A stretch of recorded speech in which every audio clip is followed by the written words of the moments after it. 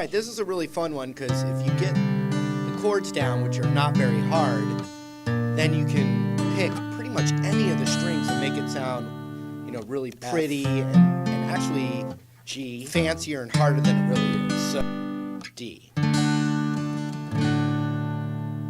So what I want to do is show you the chords you need. We're just going to call this a C add 9. But really it's just kind of like that ring finger is where it is for a D chord. And then you just take everything off except, you know, that ring finger. And you take your middle finger and you put it on the 3rd fret of the A string. So this is the first chord.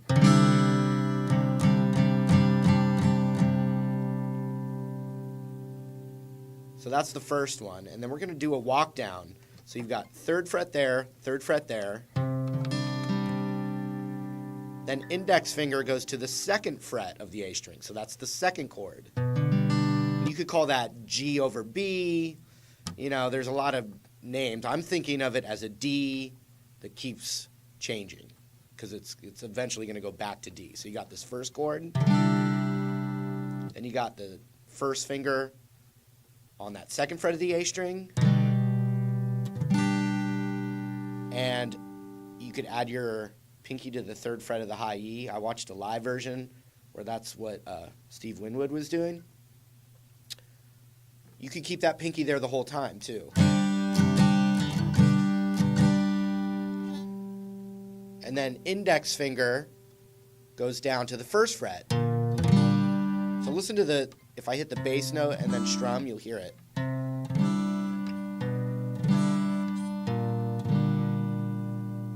And then a full D. So you got this one, 3rd fret, 2nd fret, 1st fret, and a D.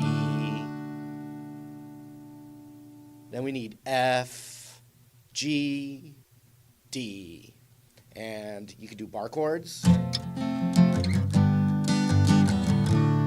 You could do this kind of folky way, which I like. So it'd be, you know, 3rd with the ring finger.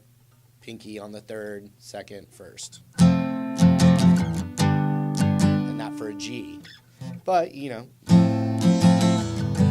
do that, you do. But any kind of F and G is going to work right there. So